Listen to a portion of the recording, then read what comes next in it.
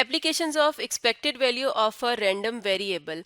Random variable किसे कहा जाता है? ये एक ऐसा रूल होता है जो किसी भी रैंडम एक्सपेरिमेंट की आउटकम्स को न्यूमेरिकल वैल्यू असाइन करता है, और एक्सपेक्टेड वैल्यू वो एवरेज वैल्यू होती है जो रैंडम वेरिएबल की अक्रेंस के बारे में हमें बताती है।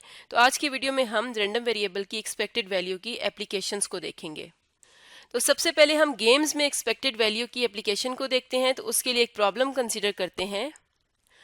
प्रॉब्लम है हमारे पास, a spinner device is numbered from 0 to 5 and each of the 6 numbers is as likely as to come up any other.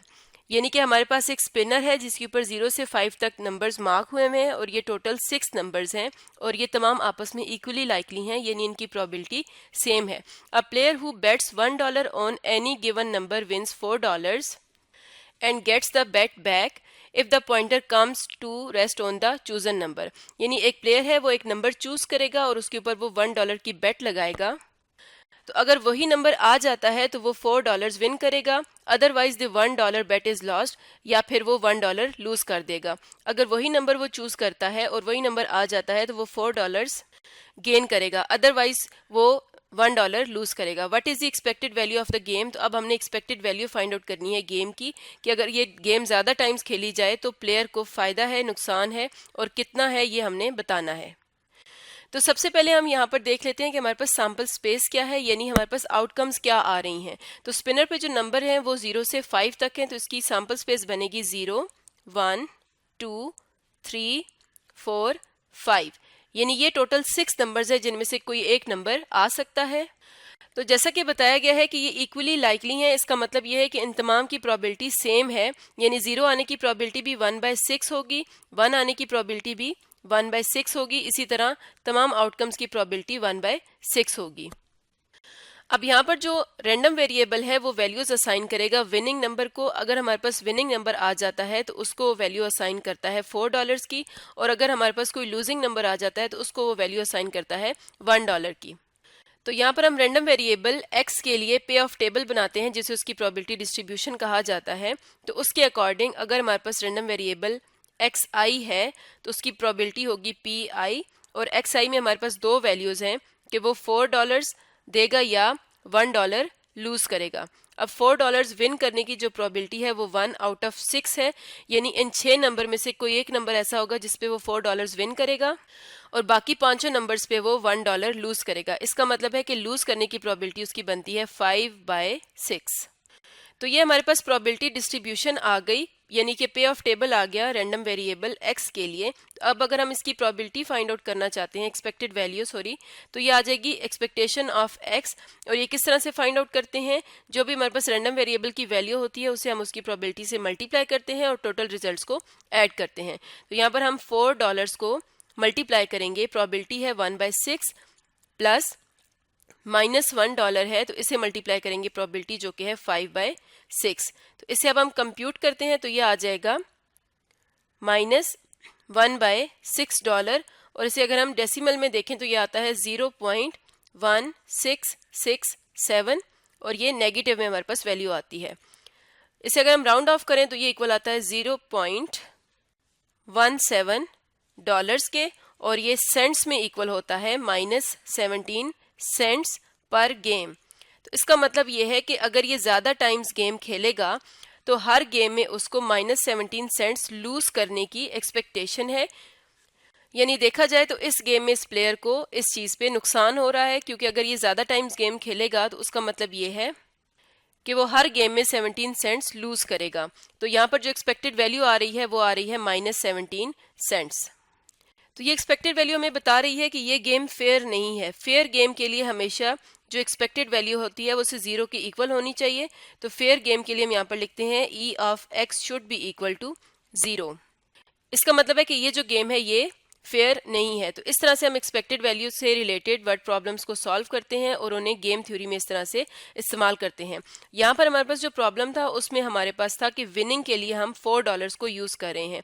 अब अगर हम इसी प्रॉब्लम को इस तरह से करें, इसी पे ऑफ टेबल को हम यहाँ पर कॉपी कर लेते हैं, और अब हम विनिंग की अमाउंट को चेंज कर देते हैं। यानी यहाँ पर $4 थे, और अगर हम इसे $5 कर देते हैं तो इस केस में देखते हैं कि क्या हमारी गेम फेयर आती है या नहीं। अब हम इसकी एक्सपेक्टेड वैल्यू फाइंड आउट करते हैं, तो वो किस तरह से होगी? $5 multiplied by 1/6 plus minus $1 multiplied by 5/6।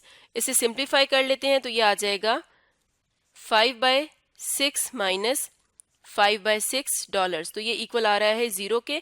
तो यहाँ से हमें पता चलता है कि ये गेम क्या है, फेयर है। फेयर गेम होने के लिए हमेशा एक्सपेक्टेड वैल्यू को 0 होना चाहिए। तो जब हमने यहाँ पर डॉलर्स की प्राइस को यहाँ पर चेंज किया, विनिंग के लिए हमने $5 रखे, तो अब ये गेम फेयर हो गई। तो इस तरह से हम एक्सपेक्टेड वैल्यू को प्रैक्टिकल सिचुएशंस में यूज़ करते हैं। मज़ीद कुछ एप्लीकेशंस देख लेते हैं।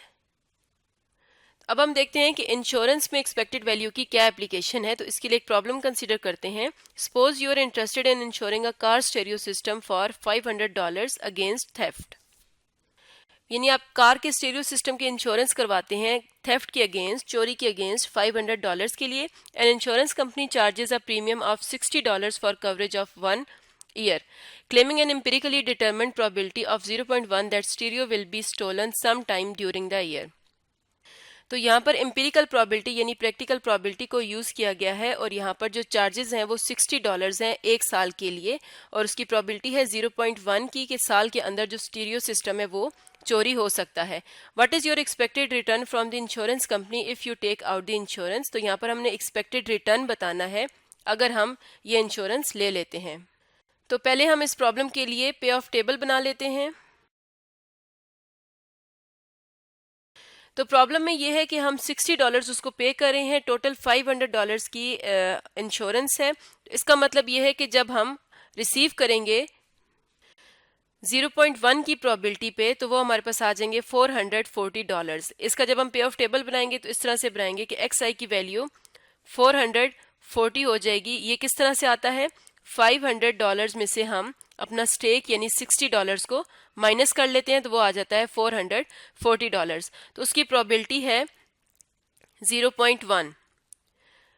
और अगर हमारे पास जो दूसरा चांस है 0.9 जो बाकी रह जाता है, उसके लिए $60 हम लूज करेंगे। यानी $440 रिसीव करने के जो चांसेस है वो 0.1 है और $60 लूज करने के जो चांसेस है वो 0.9 है। तो ये हमारे पास प्रोबेबिलिटी डिस्ट्रीब्यूशन आ गई रैंडम वेरिएबल के लिए। अब हम इसकी एक्सपेक्टेड वैल्यू फाइंड आउट कर लेते हैं। तो E ऑफ X हमारे पास क्या आ जाएगा, $440 मल्टीप्लाइड बाय प्रोबेबिलिटी कितनी है 0.1 प्लस माइनस $60 मल्टीप्लाइड बाय 0.9। तो इसे जब हम कंप्यूट करेंगे तो ये हमारे पास इक्वल आता है -$10 के, और ये वैल्यू हमारे पास आती है पर ईयर। इस बात का मतलब ये है कि जो एक्सपेक्टेड वैल्यू आई है -$10, ये हमें ये बताती है कि अगर आप इस इंश्योरेंस को ले लेते हैं और यही सर्कमस्टांसेस रहते हैं तो आप हर साल इस कंपनी की तरफ $10 लूज करेंगे। तो इस तरह से एक्सपेक्टेड वैल्यू हमें ये बताती है कि जब हम ज़्यादा साल के लिए इंश्योरेंस लेते हैं तो हमें पर ईयर कितना नुकसान हो सकता है। तो इस तरह से हम इंश्योरेंस में एक्सपेक्टेड वैल्यू को यूज़ करते हैं। तो आज की वीडियो में हमने expected value of a random variable से रिलेटेड कुछ एप्लीकेशंस को देखा।